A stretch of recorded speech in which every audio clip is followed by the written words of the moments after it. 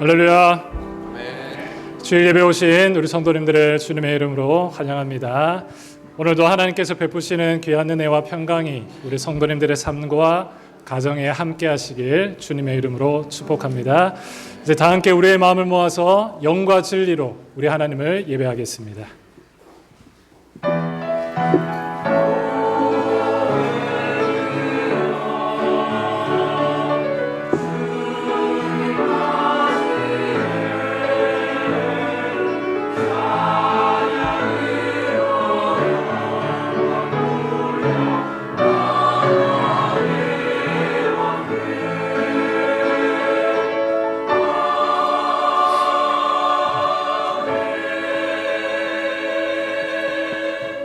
내가 산을 향하여 눈을 들리라. 나의 도움이 어디서 올까? 우리의 도움은 천지를 지으신 여호와의 이름에 있도다. 아멘. 다 함께 자리에서 일어나셔서 찬송가 20장으로 하나님을 찬양하겠습니다.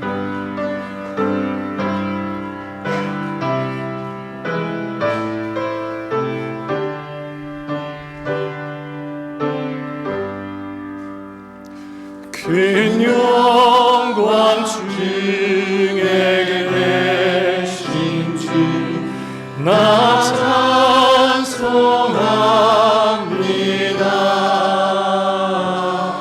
영원히 계신 주 이름 나 찬송합니다.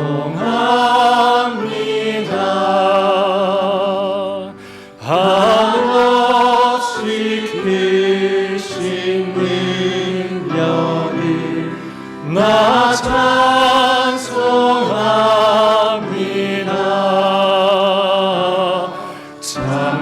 참되고 미필 그 언약 나 찬송합니다.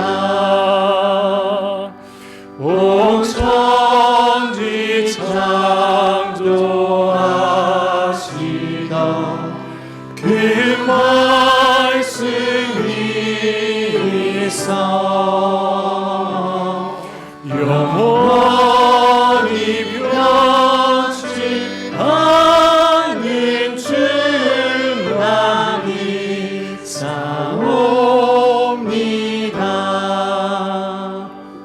그 온유하신 중성 날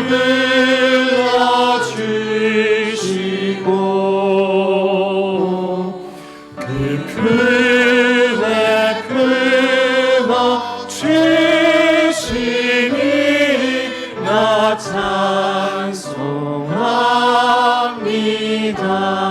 찬송합니다. 아멘. 다 함께 사도신경으로 우리의 신앙을 고백합니다. 나는 전능하신 아버지 하나님 천지의 창조주를 믿습니다. 나는 그의 유일하신 아들 우리 주 예수 그리스도를 믿습니다. 그는 성령으로 잉태되어 동정녀 마리아에게서 나시고 본디오 빌라도에게 고난을 받아 십자가에 못 박혀 죽으시고 장사된 지 사흘 만에 죽은 자 가운데서 다시 살아나셨으며 하늘에 오르시어 전능하신 아버지 하나님 우편에 앉아 계시다가 거기로부터 살아있는 자와 죽은 자를 심판하러 오십니다. 나는 성령을 믿으며 거룩한 공교회와 성도의 교제와 죄를 용서받는 것과 몸의 부활과 영생을 믿습니다. 아멘. 모두 자리에 앉으셔서 오늘도 복된 주일 하나님께 감사한 마음으로 성령 충만함으로 찬양했으면 좋겠습니다.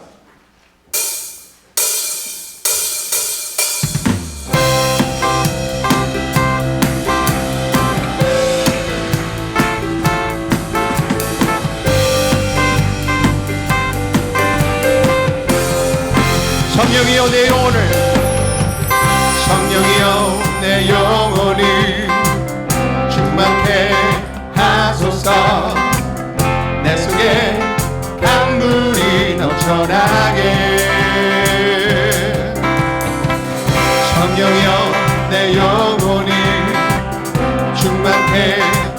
하소서. 내 속에 강물이 넘쳐나게. 오 성령 하나님, 오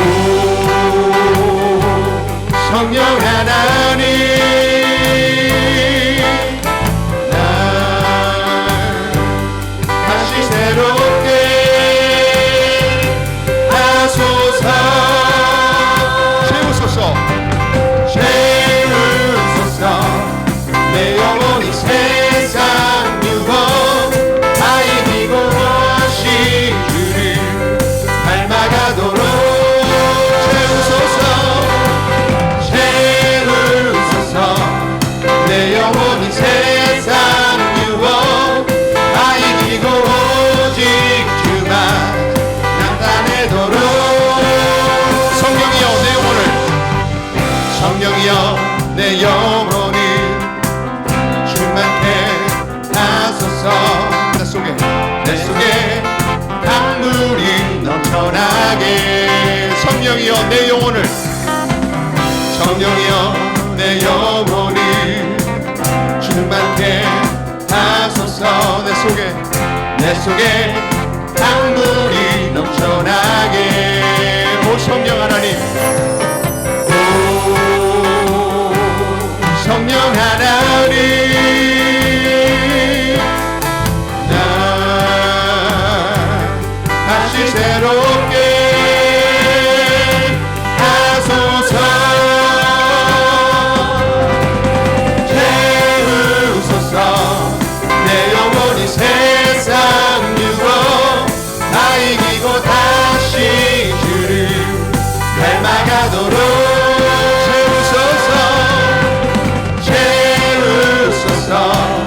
내 영혼이 세상 유혹 다 이기고 오직 주만 나타내도록.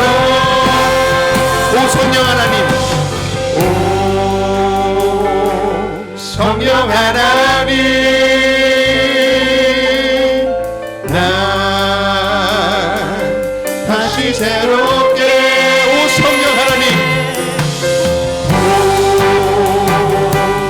성령 하나님, 날 다시 새롭게. 오 성령 하나님, 오 성령 하나님, 날 다시 새롭게 하소서. 채우소서.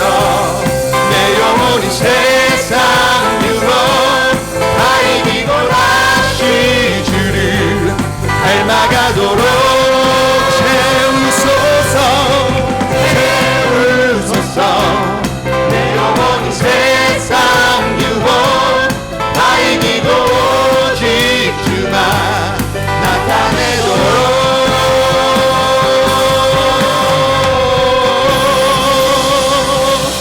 하나님께 영광의 박수 올려드리겠습니다.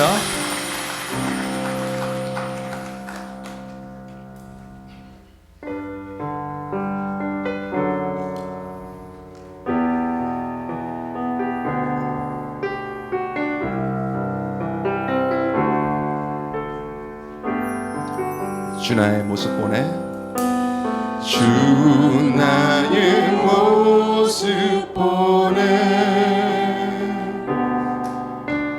상한 나의 맘 보시네.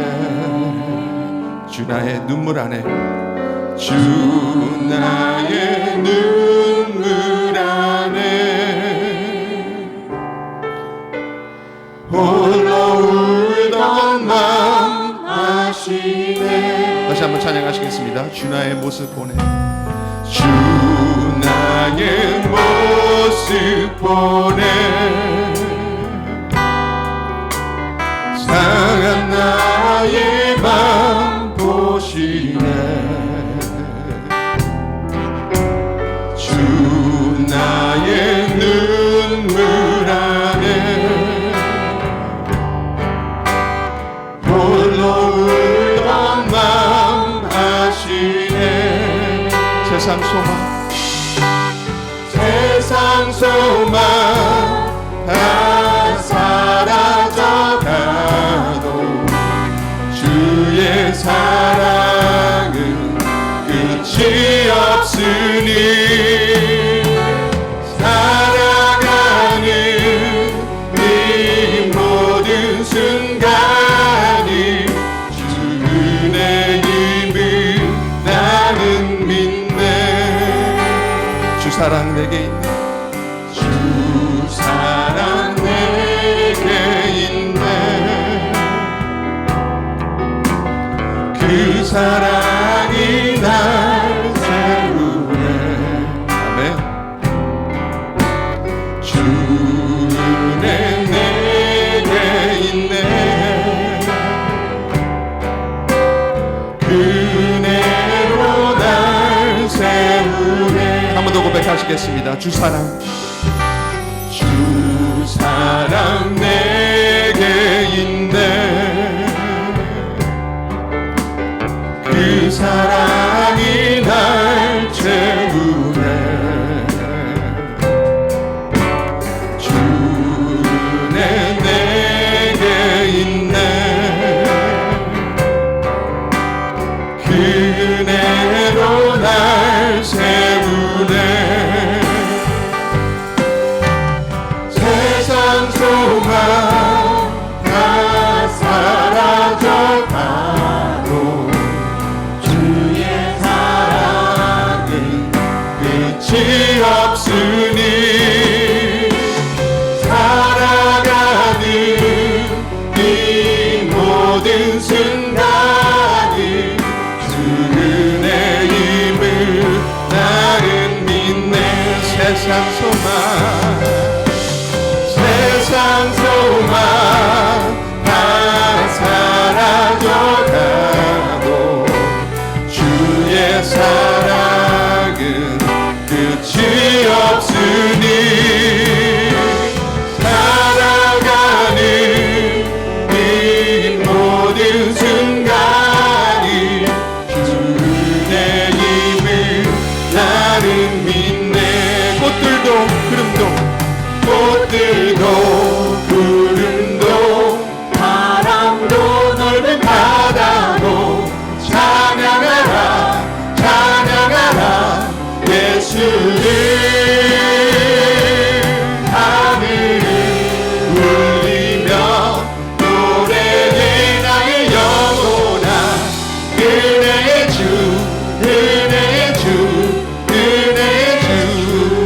이곳에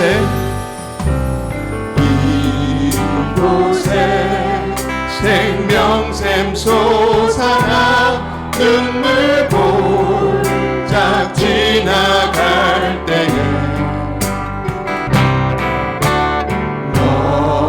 너잖아. 열매 맺히고 웃음소리 넘쳐나리라. 그날에 하늘이 열리고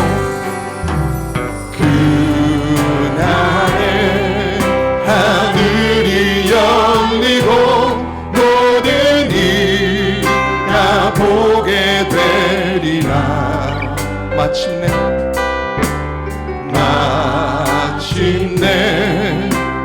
꽃들이 피고 영광의 주가 오시리라.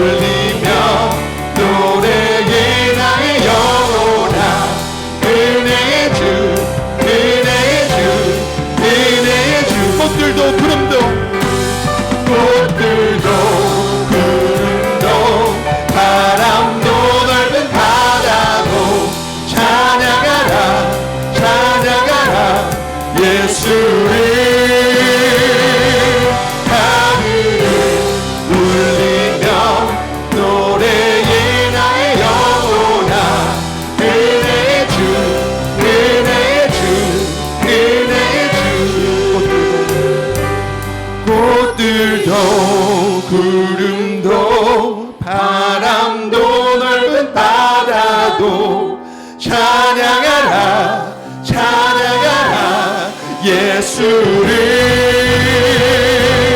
하늘을 울리며 노래에 나의 영혼아 은혜의 주 은혜의 주 은혜의 주 은혜의 주 은혜의 주 은혜의 주 예수.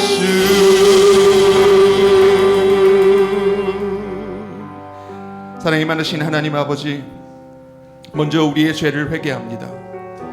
복음 앞에 겸손히 서게 하시고 내 안에 주의 나라가 임하게 하소서.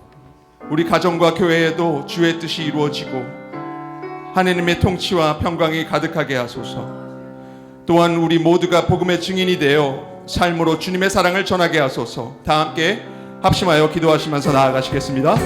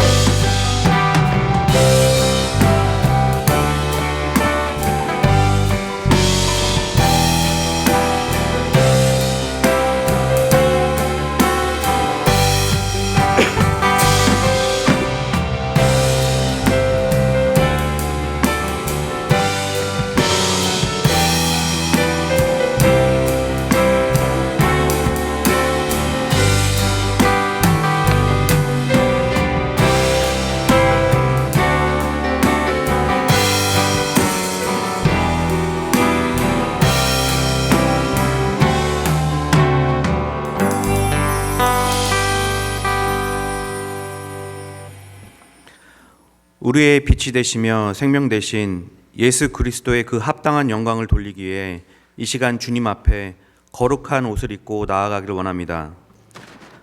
우리의 죄를 대신하여 십자가에 죽으시고 부활하심으로 우리에게 죄 사함과 영생을 주셔서 공고한 우리 삶 가운데 한결같은 주님의 사랑하심으로 말미암아 다시 일어설 수 있는 힘과 용기를 주심에 감사 찬양을 드립니다. 하지만 조건 없으신 그 십자가의 은혜에도 불구하고 여전히 우리는 은혜의 법을 따라 살아가는 것이 아니라 육신의 법을 따라 살았음을 이 시간 주님께 고백합니다. 죄가 죄인지도 모른 채 우리 스스로가 만든 법을 마치 주님의 법인 것처럼 앞세워 주님보다 나를 더 드러내며 살아왔던 모습들을 돌아보며 이 시간 주님께 회개하길 원합니다. 우리가 잘못된 길로 갈 때마다 끊임없이 주님께로 돌아올 수 있는 새 길을 내어주시고 인도해 주시며 채워주시는 그 주님의 그 풍성한 은혜 속에서도 여전히 없는 것에 불편해하며 주님께서 주신 것임에도 불구하고 내 것인 양 움켜쥐려고 하는 우리들의 모습을 있는 그대로 이 시간 주님 앞에 드려내며 나왔습니다. 우리를 불쌍히 여겨주시고 자비를 베풀어 주시옵소서. 그래서 우리 성도 모두가 예수 그리스도의 십자가의 복음을 날마다 묵상하며 천국의 소망을 두며 살아갈 수 있도록 주님 인도하여 주시옵소서.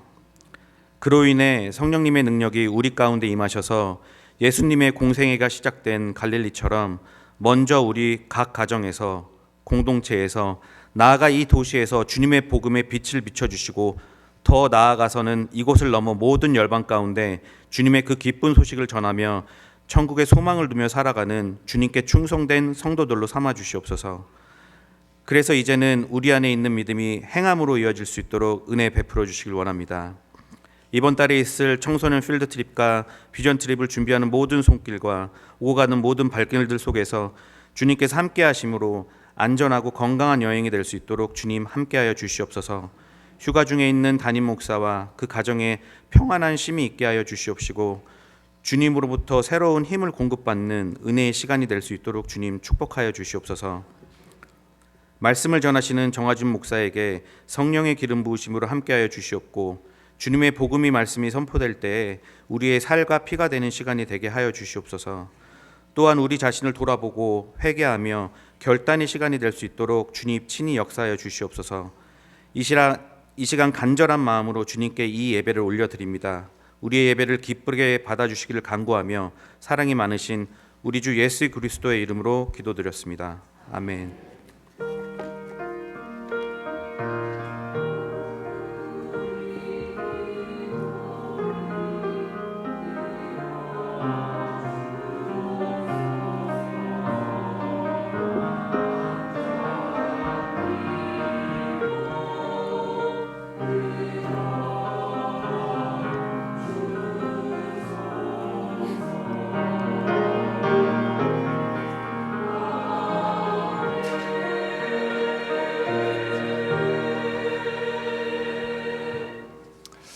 교회 소식을 알려드리겠습니다. 먼저 담임 목사님은 지금 여름 휴가 일정 중에 있습니다. 건강하게 또 안전하게 충분한 힘을 가지고 충전하실 수 있도록 기도해 주시기 바랍니다.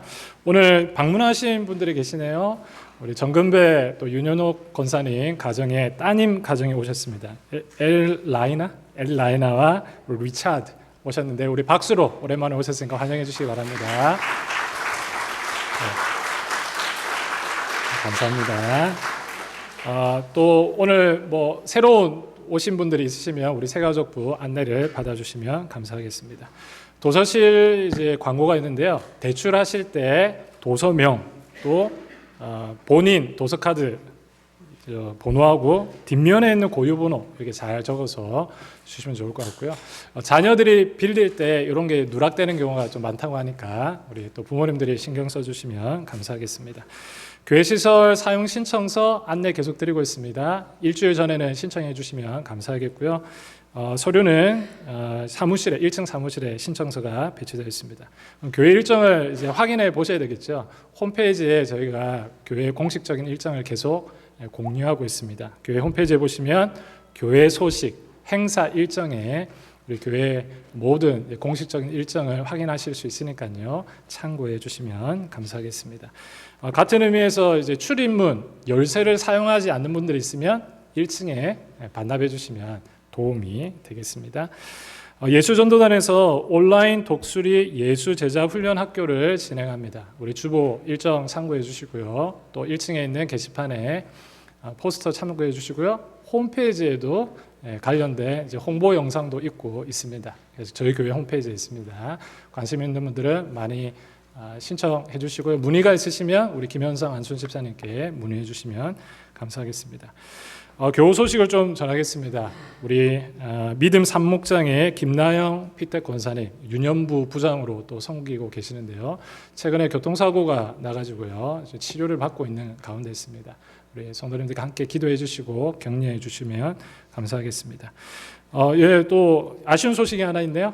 전출 소식이 있습니다. 우리 기쁨 사목장 김현상 안수 집사님 목장에서 1년간 이렇게 저희 오셔서 여기 나이가라 한인교회에 오셔서 잘 적응하고 이제 때가 돼가지고 또 한국으로 돌아가게 되었습니다. 우리 기쁨 사목장에 있는 최훈식 김지은 성도님 가정 괜찮으시면 앞에 잠시 나오셔서 인사하고 잠깐 기도해드릴 시간 가졌으면 좋겠는데 당황하셨나요? 앞으로 이렇게 성도님들 나오셔서 성도님들 보시면 감사하겠습니다. 네, 우리 자녀들은 최예준, 최예담 유년부에 있는데요. 1년간 교환교수로 부록대학에 있으시다가 이제 한국으로 돌아갑니다. 제가 한번 기도하겠습니다. 하늘에 계신 우리 아버지 하나님 은혜를 감사합니다. 우리 최훈식, 김지은 성도님의 가정을 또 우리 교회에 보내주시고 1년간 함께 신앙생활 잘 할 수 있도록 인도하여 주심을 감사합니다.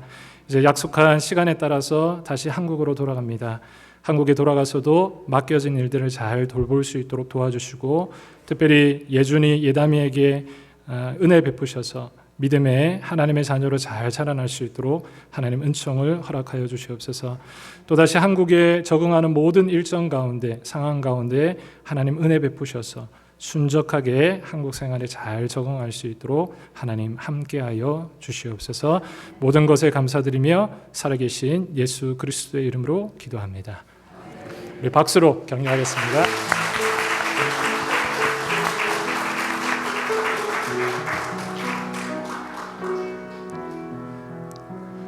우리 반주자가 센스가 넘치시네요. 네, 감사합니다. 나머지 수요 주일 대표기도 또 여러 가지 봉사 안내 우리 참고하시고요. 우리 성도님들이 많은 수고와 또 헌신을 해주셔서 우리 교회가 지금까지 이렇게 잘 성장하고 있다고 생각합니다. 많은 수고와 또 헌신에 진심으로 감사드립니다. 나머지 내용들은 주보를 참고해 주시면 감사하겠고요. 우리 할렐루야 성가대 같이 찬양드리겠습니다.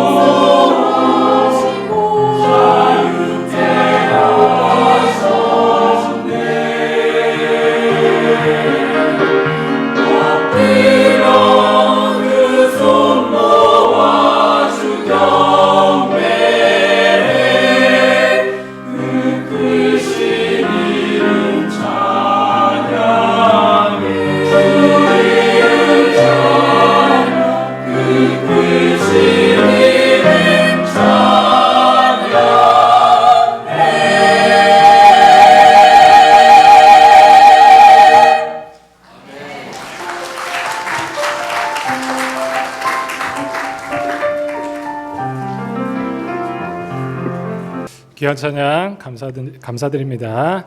하나님의 말씀을 보겠습니다. 이 시간 우리에게 주시는 하나님의 말씀은 마가복음 1장 14절에서 15절까지의 말씀입니다. 마가복음 1장 14절에서 15절 말씀. 몸이 불편하지 않으시면 다 같이 자리에 일어나셔서 한 목소리로 우리 봉독하겠습니다. 마가복음 1장 14절 15절입니다. 요한이 잡힌 후 예수께서 갈릴리에 오셔서 하나님의 복음을 전파하여 이르시되 때가 찼고 하나님의 나라가 가까이 왔으니 회개하고 복음을 믿으라 하시더라. 아멘. 자리에 앉으시겠습니다. 여름 건강하게 잘 보내고 계십니까? 여름을 건강하게 보내려면 어떻게 해야 될까요? 물을 저처럼 잘 마시셔야 돼요. 물 많이 마시세요. 건강하게. 이 여름, 더운 여름에 또 우리가 할 수 있는 즐거움 중 하나가 시원한 카페에 가가지고 또 친구들과 또는 가족들과 함께 이야기를 나누는 것. 이것만큼 또 큰 즐거움이 없겠죠. 평화로운 시간을 보낼 수 있습니다. 그런데 갑자기 낯선 사람이 헐레벌떡 들어오더니 이 문을 열어젖히고 갑자기 이렇게 이야기하는 겁니다. 여러분, 기쁜 소식입니다. 정말 좋은 소식이에요. 상상도 하지 못할 좋은 소식입니다. 여러분들이 평화롭게 이 카페에서 시간을 보내고 있는데 갑자기 이 사람들이 들어와서 이렇게 외친다면 여러분들은 어떤 마음이 드시겠습니까? 갑자기 저 사람이 왜 그러지? 이런 마음도 들 것이고 도대체 무슨 소식이기에 이렇게까지 방정을 가질까? 방정을 맞도록 할까? 이런 생각도 들 것 같습니다. 만약 그 사람의 소식이 의사 선생님이 드디어 제 딸을 고칠 수 있는 방법을 발견했습니다. 이렇게 얘기한다면 가족들에게는 너무나 기쁜 소식이 되겠죠. 하지만 상관없는 우리는 그냥 좋은 소식이구나 라고 그저 넘어갈 수 있을 것 같습니다. 또 이 사람이 만약에 우리 동네 하키팀이 드디어 숙적을 꺾고 우승을 했습니다 이렇게 얘기한다면 하키를 좋아하는 분들은 와 좋은 소식이다 이렇게 얘기하겠지만 저처럼 하키에 대해서 1도 모르는 사람은 저게 뭐가 도대체 중요할까 이런 생각을 할 수도 있을 것 같습니다. 그런데 만약에 이 사람이요 와서 이렇게 이야기를 한다고 생각했으면 좋겠습니다. 나야가라 지역에 드디어 유전이 발견됐습니다. 이제 우리 잘 먹고 잘 살 수 있습니다. 우리 경제 형평을 펴고 이 낙후된 이 지역을 개발시킬 수 있습니다. 라고 외쳤다면 안에 여러분들이 앉아 있으면 어떻게 하셨을까? 박수를 치고 좋아하셨을 소식이라고 생각합니다. 왜 이 사실에 기뻐할 수 있냐면 이 소식은 개인의 차원을 넘어서 어쩌면 공동체의 운명을 바꿀 수 있는 소식이기 때문에 상관없어 보여도 모든 사람이 기뻐할 수 있는 것이죠. 오늘 우리가 함께 읽은 이 말씀에서 예수님께서 갈릴리에 오셔서 첫 번째 메시지를 선포하셨습니다. 그것은 바로 하나님의 복음, 즉 기쁜 소식을 선포하셨죠. 우리는 복음이라는 단어요 굉장히 많이 듣습니다. 여러분들이 교회 생활을 이제 하면 하실수록 어쩌면 이 복음이라는 단어를 수백 번, 아니 수천 번은 넘게 들으셨을 가능성이 굉장히 높죠. 그런데 너무나 자주 듣다 보니까요, 이 복음이 원래 가지고 있는 의미, 그리고 그 복음이 미치는 영향력에 대해서, 힘에 대해서 우리가 쉽게 생각하지 못할 때가 많이 있습니다. 예를 들어서 우리가 매일 먹는 밥 같은 경우에는 우리의 생명을 유지하고 힘을 주는데 아주 중요하잖아요. 하지만 그 중요성에 대해서는 늘 먹는 밥이기 때문에 잘 생각하지 못할 수 있는 것이죠. 그래서 복음도 우리가 늘 자주 듣다 보니까 그게 얼마나 큰 의미를 가졌는지 생각을 못할 경우가 있습니다. 그래서 오늘은 예수님께서 선포하신 이 복음, 이 기쁜 소식이 대체 무엇이고 중요한 것은 왜 이 소식이 오늘날 2000년이 지난 오늘날까지 영향을 미치는지 그 사실에 대해서 우리 성도님들과 좀 짧게 함께 살펴보는 시간을 가지도록 하겠습니다. 우리는 종종 기독교를 그리고 복음을 하나의 좋은 소식 또는 훌륭한 가르침으로 여기는 경우가 많이 있습니다. 착하게 사랑하세요. 착하게 사세요. 서로 사랑하세요. 기도 열심히 하세요. 이렇게 하면 좋은 사람이 될 수 있습니다. 천국에 갈 수 있습니다. 이런 얘기들을 많이 하죠. 이런 것들은 모두 훌륭한 가르침이고 좋은 조언이 될 수 있습니다. 물론 우리의 삶에도 꼭 필요한 지혜인 것도 맞죠. 하지만 예수님께서 선포하신 이 기쁜 소식, 복음은요, 이런 조언이 아니었습니다. 복음의 원래 의미는요, 영어로 우리가 가스펠이라고 하잖아요. 이 가스펠의 의미 자체가 굿뉴스, 좋은 소식이라는 의미를 담고 있습니다. 그러면요, 이 조언과 또 소식의 차이점은 무엇일까? 우리가 그것을 조금 구별할 줄 알아야 합니다. 조언은요, 우리가 앞으로 해야 할 일에 초점을 맞추고 있습니다. 그것은 우리의 노력과 실천을 요구하는 부분이죠. 반면에 소식은 어떻습니까? 소식은 이미 일어난 사건에 대해서 이야기를 합니다. 우리의 노력 이전에, 우리의 실천 이전에 어떤 놀라운 일이, 어쩌면 우리의 삶을 바꿀 만한 이런 이야기들이 있다는 것을 전하는 것이 소식이라고 할 수 있죠. 만약에 카페에 들어온 그 사람이 앞으로 우리가 좀 더 노력하면 나야가라 지역에서 유전을 발견할 수 있을 겁니다. 그래서 우리가 좀 더 힘을 쓰면 이 지역이 발전할 수 있습니다 라고 말했다면 그것은 소식이 아니죠. 우리의 희망사항일 뿐입니다. 이루어질 수도 있고 이루어지지 않을 수도 있습니다. 하지만 그 사람이 여러분 유전이 터졌습니다. 나야가라에서 유전이 터졌습니다. 이렇게 얘기하면요. 그것은 조언이 아니라 우리에게 소식이 됩니다. 우리의 노력 이전에 이 상황 자체가 바뀌었다는 것을 이야기하는 것. 이것이 소식이라고 할 수 있는 것이죠. 성경에서 신약교회 성도들이 이 복음을 전할 때 이 사람들은요, 이 일반 사람들에게 유대인들과 차이나는 어떤 종교 시스템을 전한 것이 아닙니다. 어쩌면 당시에 유행하던 이 그리스 철학에서 말하는 아주 높은 수준의 어떤 윤리를, 그것을 뛰어넘는 윤리를 사람들에게 알린 것이 아니었습니다. 그들은 이미 일어난 이 엄청난 소식을 전하고 있었던 것이죠. 그들의 메시지는 이렇습니다. 여러분, 놀라운 일이 일어났습니다. 이 사건 때문에 이제 이 세상은 이전과는 완전히 달라졌습니다. 완전히 새로운 시대가 시작되었습니다. 우리가 믿는 기독교 신앙의 출발점은요, 바로 여기에 있습니다. 우리가 무언가를 해서 하나님을 기쁘시게 한 게 아니고 우리의 노력을 통하여서 하나님께 다가가는 종교가 아니라 하나님께서 이미 우리를 위해서 무언가를 하셨다는 이 소식, 우리를 위하여서 엄청난 일을 하셨다는 이 사실을 듣는 것으로부터 우리 기독교 신앙은 시작하고 있는 것이죠. 우리가 더 나은 사람이 되기 위해서 애쓰기 이전에 우리를 새롭게 할 뭔가 엄청난 사건이 이미 일어났다는 선포, 이것이 바로 성경이 우리에게 말하는 복음이라고 할 수 있습니다. 성도님들의 신앙생활 좀 어떠십니까? 너무 해야 할 게 많아서 좀 무겁지는 않습니까? 이것도 해야 되고 저것도 지켜야 되고 이런 부담감에 어쩌면 신앙생활을 하는 것이 조금 힘들 수도 있을 것입니다. 만약에 이런 부담감을 가지고 있는 성도님들이 이 자리에 있다면 오늘 이 복음에 대해서 우리 성도님들이 다시 한번 생각해 보는 시간이 되었으면 좋겠습니다. 복음은요, 우리에게 무언가를 또 하라는 어떤 조언이나 훌륭한 가르침이 아닙니다. 오히려 우리가 지금 지고 있는 이 무거운 짐을 벗을 수 있도록, 새로운 삶을 시작할 수 있도록 우리에게 알려주는 복된 소식이라는 사실을 기억하셨으면 좋겠습니다. 결코 조언은 소식을 앞설 수가 없습니다. 그렇다면 이 기쁜 소식의 내용은 무엇일까? 무슨 일이 일어났기에 세상이 달라졌다고 성경은 이렇게 좋은 소식이라고 선언하고 있을까요? 사도 바울이 고린도전서 15장에서 이 복음의 실체에 대해서, 그 내용에 대해서 우리에게 아주 간략하게 잘 설명하고 있습니다. 고린도전서 15장 3절과 4절을 보시기 바랍니다.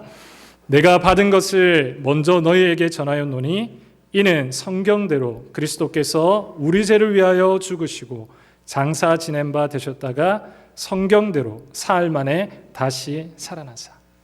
이게 복음의 내용입니다. 너무나 간단해서 오히려 그 위대함을 놓치기가 쉽죠. 누구나 알고 있는 이야기입니다.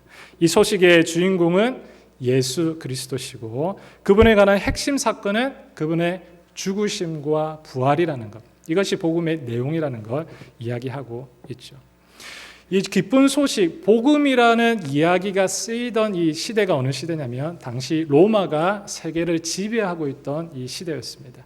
그래서 당시 로마 시대에는요, 이 기쁜 소식 자체가 황제와 관련되어 있는 그런 정치적인 용어로 사용되었습니다.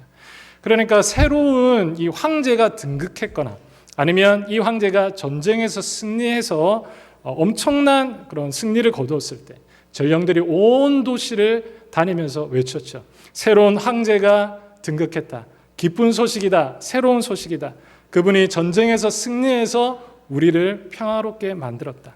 이제 그분이 우리의 주님이시다 라고 선포를 한 것입니다.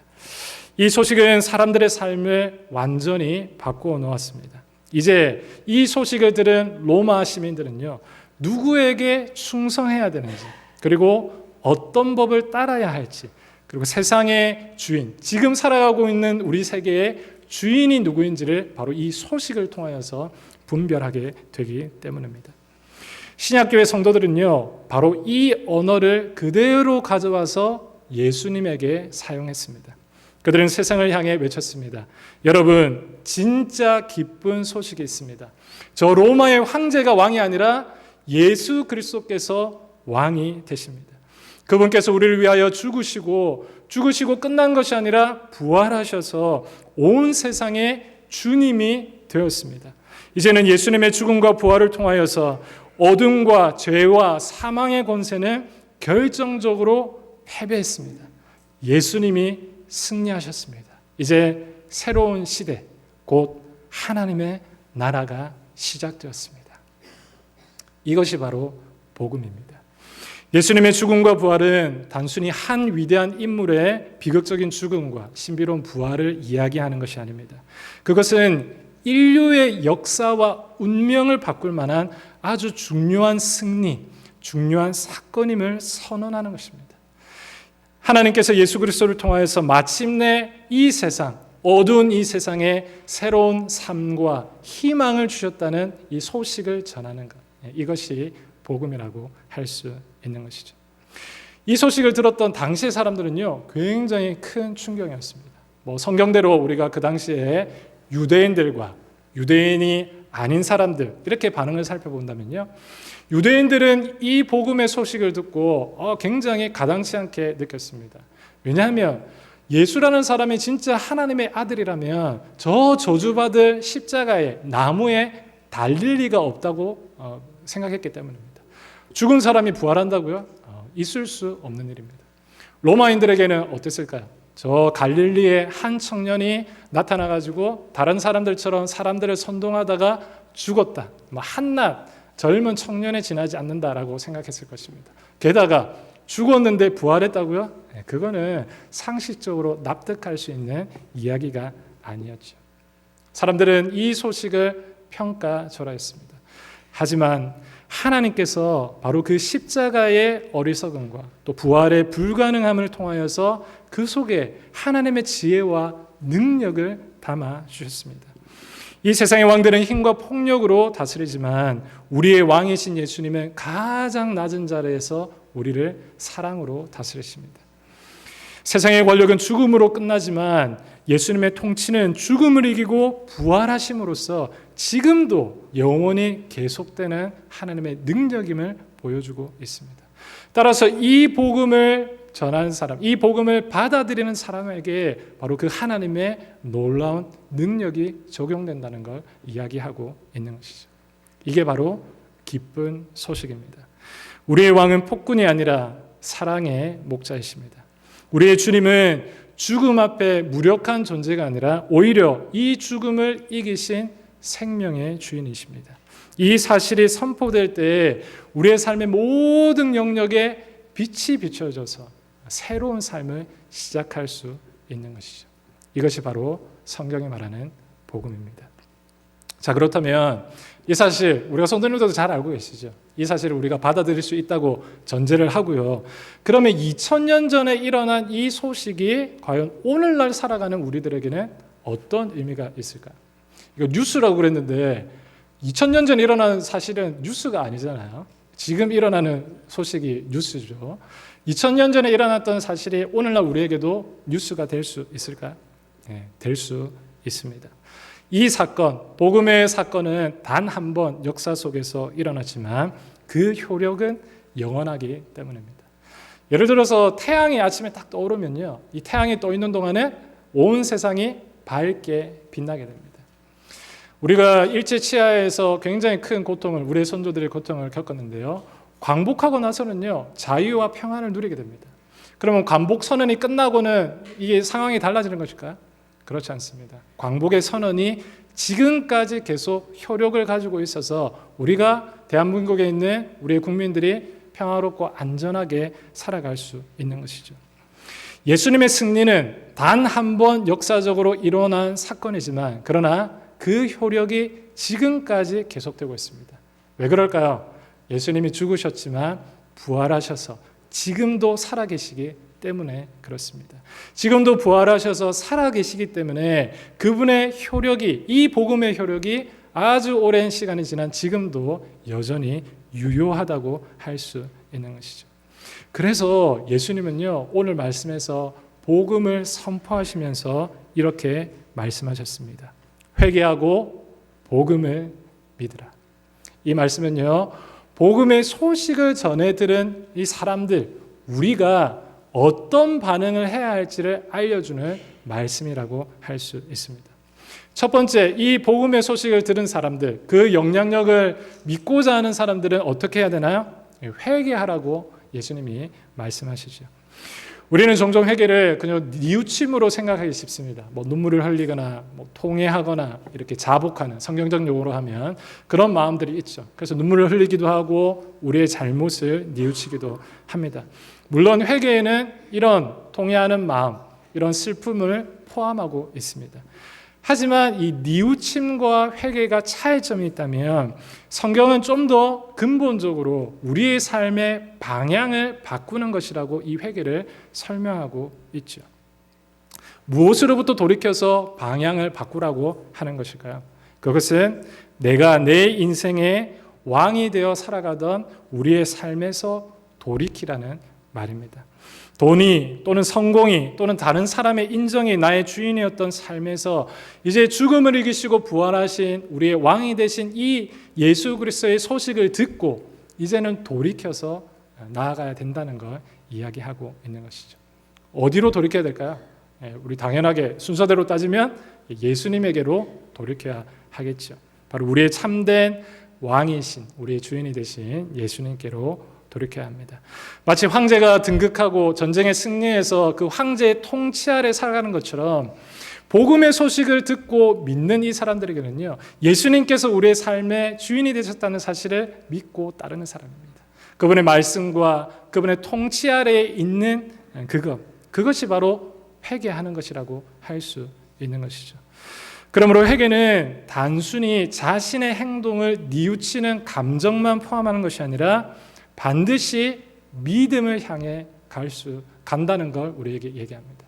즉 뉘우침만 있으면 안 되고요. 예수님을 향한 믿음이 있을 때 우리는 그것을 회개라고 부른다고 성경은 우리에게 일러주고 있는 것이죠.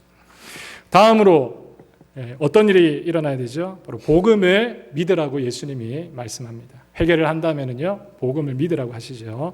여기서 믿는다는 것, 단순히 그 사실을 머리로 받아들인다는 것, 또 인정한다는 것에 지나지 않는 것이 아닙니다.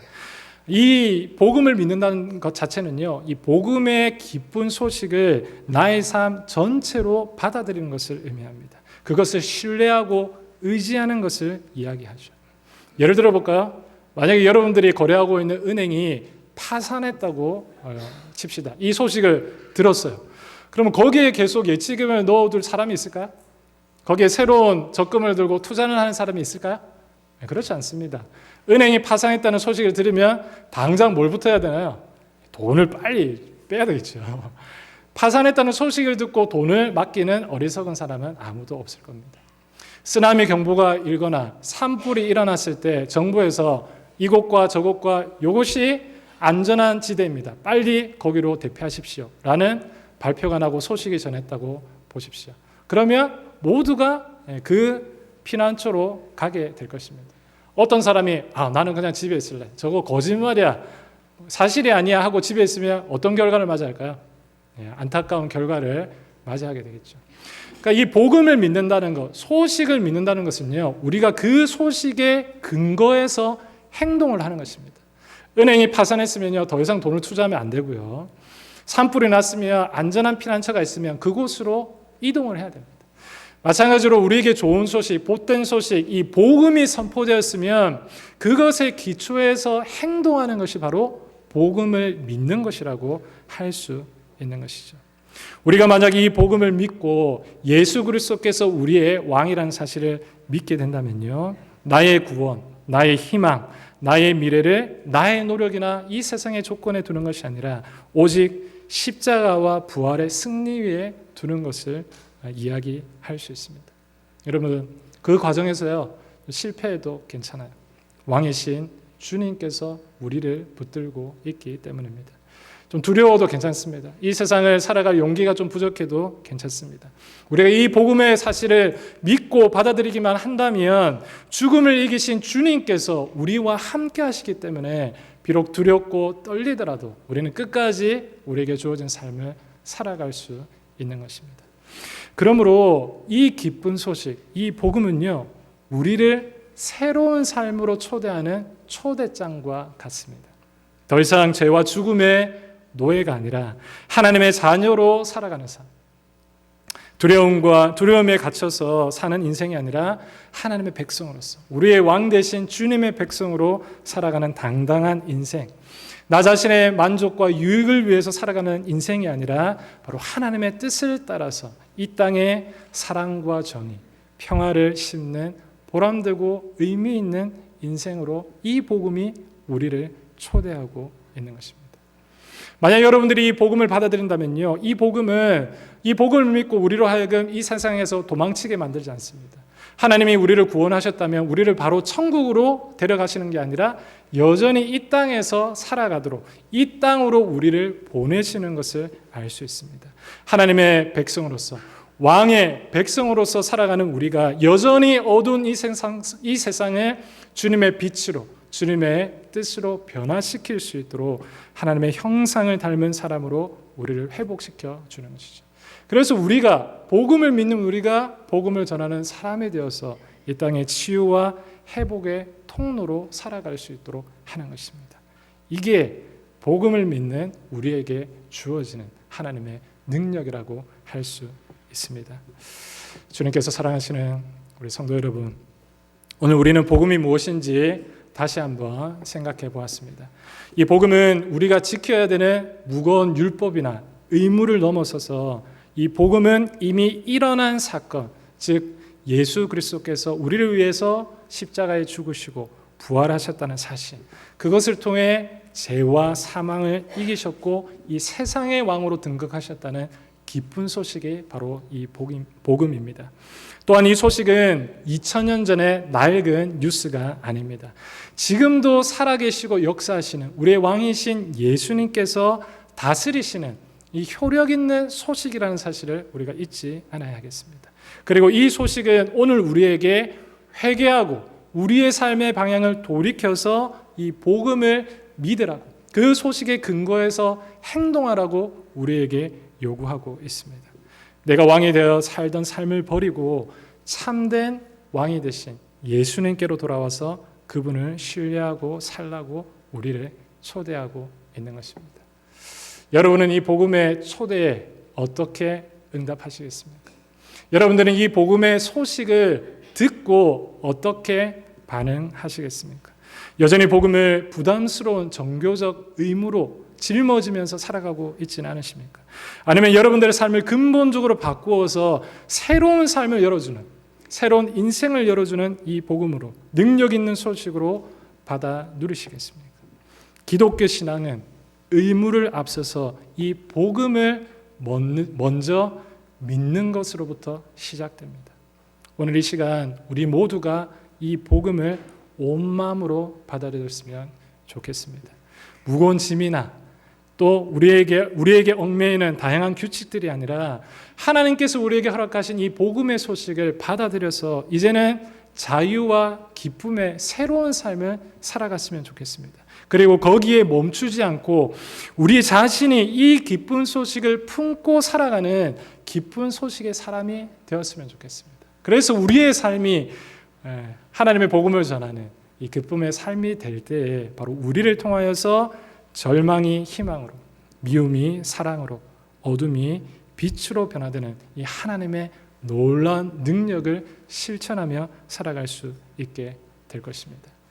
예수님은 오늘도 우리에게 이렇게 말씀하시며 우리를 초대하고 있습니다.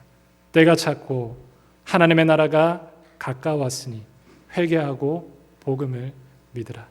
이 복음을 믿고 새로운 인생을 살아갈 수 있는, 참 자유와 행복을 추구하며 살아갈 수 있는 우리 모든 성도님들 되시길 주님의 이름으로 축복합니다. 기도하겠습니다.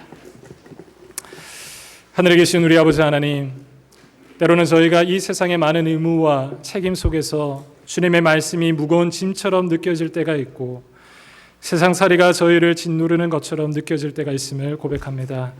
그러나 하나님께서 우리를 얼마나 사랑하시는지 떠올려 봅니다. 우리를 위해 독생자 예수님을 이 땅에 보내주셨고 그 십자가의 부활을 통해서 저희를 죄와 사망의 권세에서 건지셨으며 비참하고 허무한 삶이 아닌 주님 안에서 가치 있고 의미 있는 영원한 삶으로 인도하셨음을 다시 한번 우리의 마음에 새깁니다. 이 놀라운 복음이 저희의 삶을 변화시키는 하나님의 능력임을 믿사오니 먼저 저희가 이 복음을 온전히 받아들이고 믿음으로 고백할 수 있는 은혜를 허락하여 주시옵소서. 그리하여 저희가 예수 그리스도 안에서 하나님의 자녀로 거듭나게 하시고 하나님의 자녀답게 거룩하고 순종하는 삶을 살아갈 수 있도록 인도하여 주시옵소서. 주님, 여전히 우리 교회 안에도 이 복음의 능력이 필요한 사람들이 많이 있음을 압니다. 어린 자녀들을 기억하셔서 이들이 어려서부터 주님의 말씀과 복음의 진리를 받아들이고 견고한 믿음을 가질 수 있도록 은혜를 베풀어 주시옵소서. 구원의 확신이 부족한 흔들리는 지체들이 있다면 복음을 통해 흔들리지 않는 반석 위에 믿음을 세우게 하시고 세상의 염려와 근심, 재물의 유혹으로 인해 말씀의 씨앗이 열매 맺지 못하는 지체들에게는 가시 덤불과 같은 어려움을 믿음으로 이겨내고 좋은 밭이 되어 30배, 60배, 100배의 열매를 맺을 수 있도록 성령의 능력으로 인도하여 주시옵소서.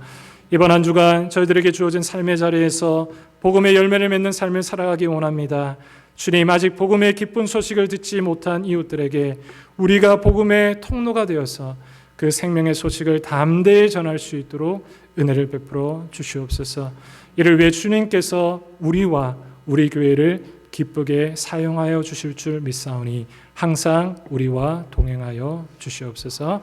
모든 것에 감사드리며 우리를 구원하신 예수 그리스도의 이름으로 기도합니다. 아멘. 우리 찬송가 505장 우리 함께 부르실 건데요. 마지막 절은 봉헌을 위해서 일어나서 함께 찬양드리겠습니다. 우리 박수치며 찬양드릴까요?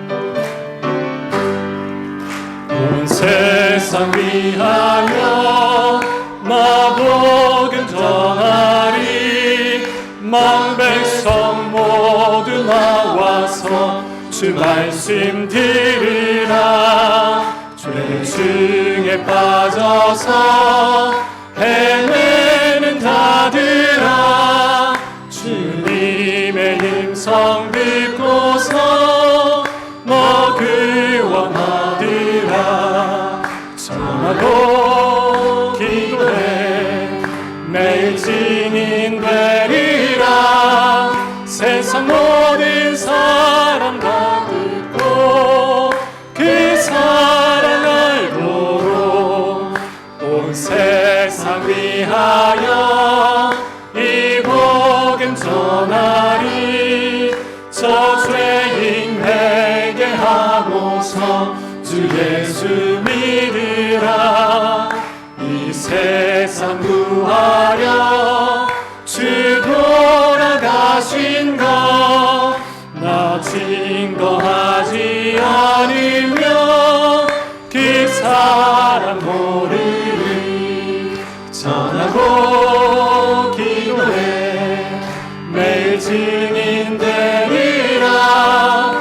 세상 모든 사람 다 듣고 그 사랑. 자리에 일어나셔서 봉헌하시겠습니다. 세상 위하여 주 은혜 임하리. 주 예수 이름 힘입어 이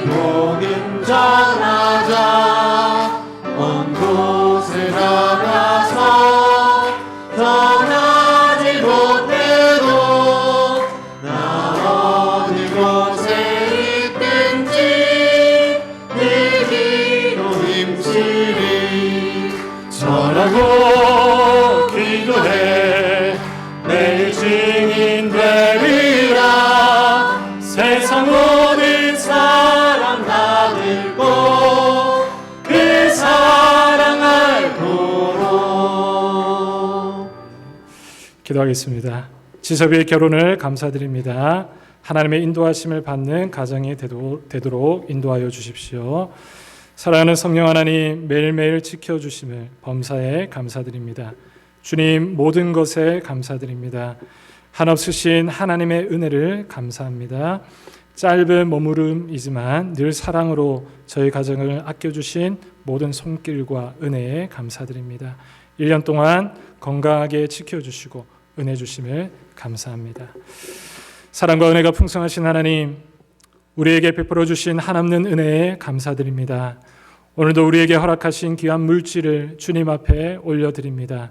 주님의 것을 주님께 드리는 마음으로 주일 헌금과 11조, 감사 헌금, 성교 헌금, 그리고 각 필요에 따른 목적 헌금을 구분하여 드리오니 이 예물을 기쁘게 받아 주시옵소서. 이 예물이 주님의 몸된 교회를 위해 통해 하나님의 나라를 확장하는 데 귀하게 사용되기를 원합니다. 특별히 고통받는 여러 이웃들을 구제하고 복음이 필요한 곳에 전파되며 주님의 사랑이 필요한 곳에 흘러가도록 은혜를 베풀어 주시옵소서. 우리가 드린 이 예물이 진정으로 하나님의 선한 뜻을 이루는 도구가 되도록 주님의 뜻대로 사용하여 주시옵소서. 우리가 예물을 드릴 때 단지 물질만 하나님께 드리는 것이 아니라 우리의 시간과 재능 그리고 삶 전체를 주님께 온전히 헌신하길 원합니다. 우리의 삶이 하나님께서 기뻐하시는 거룩한 산 제물이 되어 하나님께서 기뻐하시는 삶을 살아갈 수 있도록 인도하여 주시옵소서. 주님께서 우리의 모든 기도를 듣고 응답하여 주실 줄 간절히 믿사옵고 주 예수 그리스도의 은혜와 하나님의 사랑과 성령의 교통하심이 여기 모인 주의 백성들에게 함께 있을지어다. 아멘.